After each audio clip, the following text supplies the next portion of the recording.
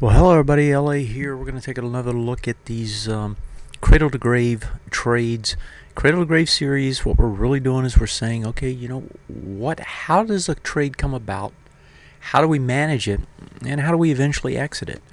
And in my mind, when you're doing neoclassical, what you're trying to do, and it depends on your time frame, you're trying to let the trade develop and do what it should do. If your time frame is short-term time frame, if it's just a trade, then you've got to manage it a lot more closely than something that's not. It's an intermediate-term trade. Gold, for example, we've been managing that trade, I think, 2 or 3 months now. XLV, put XLV on, did it on Friday, and what we did on Friday is we came in and said, okay, this thing's breaking out. Let's break it out on multiple time frames. There was a time frame here on the daily, right, that you can see as a breakout here on the daily time frame. And let's get the cursor set up right so you can actually see it. Got the wrong color on. So here we go. So here's the time frame breakout, right? It's a swing point high, gets over it. And you got the same thing happening on the weekly time frame. And so when you got it break, and we broke 3 of them here, right?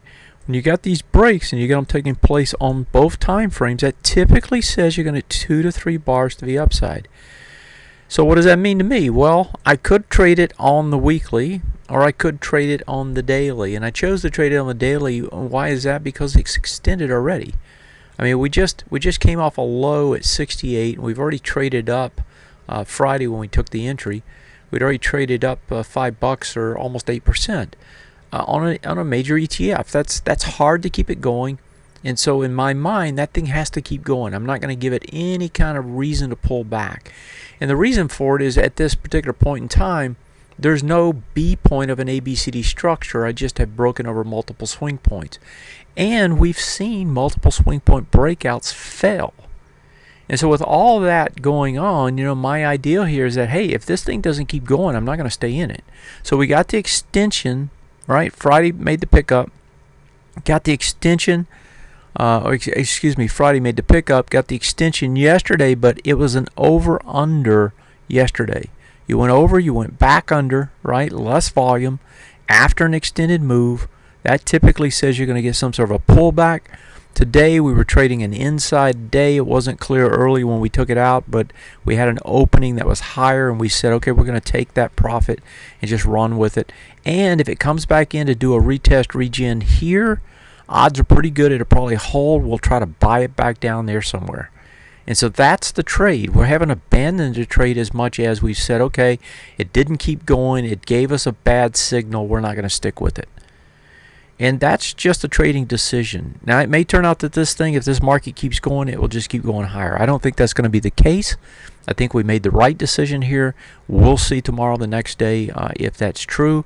But that was the trade, that was the setup. So I just wanted to bring you up to date on that. Let's also just quickly review the other two as well. Gold, as you know, is a multi-month trade already, and going to continue to be so probably. Came off some volume today. You're coming back into this big bar, bang away on the way up. 125 to 126.82 is that bar. It's going to try to get back into that bar is what it's going to do. I expect those people that are too excited, they're going to try to buy it right here as it comes into the bar. So 126.82, it closes at 126.99. Probably going to open up in that bar or get close to it, or it may just bounce first thing in the morning. You're coming back, you don't have as much volume. That says they're probably going to buy it. If you pull it over, look at it on a weekly, you had the breakouts back here, right? Did a full retest regen, actually got under it, got back over it. That says, it got a little bit weaker than you would like, but it did make the run, had decent volume, so it's kind of back on track, but it's susceptible to some more sort of pullback, right, again, on that time frame. If you look at it on a monthly, got over it. You'd like to see it stay over this on a monthly basis. Of course, a month's really 2 more weeks to go here. And what do we got there? Is a high 125.58, and we're well over that right now, but it could give it up pretty quickly. And I suspect it's going to come back in and do a test on that. And so everything's looking good. You just got to be patient, and you got to trade around that position or just simply, it depends on if you're trying to trade it or you're just trying to hold it. If you get an extension that you can trade, so if I go back in time here and go back to the daily, and let me find my daily real quick, sorry about that. If you go back on the daily, if you can see something that gives you a trade, right, but there's no clear trade here. You just got a consolidation. It could have easily gone up as it went down. And so, you get the pullback. It was extended. We knew that. But that's a guessing game, if you take that out there, especially if you're trying to trade this intermediate to long term. You don't want to take it out unless you get a clear signal, just like we showed on the XLV, that it's probably going to pull back. And we haven't gotten that. And you'd like to see that signal on the weekly if you're trying to trade this on the weekly and monthlies. And so we didn't get that, so we just stay with it, right? It comes back. Let's see how it behaves as it comes back into here. Maybe it's going to take it another, a few weeks to get going again. But, there's nothing here that I see that has me particularly worried, and I'm willing to just be patient with it. EFX, this thing has been a dynamite stock that we got onto. I'd have to go back quite a ways. I'm not sure exactly where we bought this thing, but I said before, and I'll bring it up to the weekly and then on to the monthly. This thing, anytime it gives you a retrace, you just got to buy it.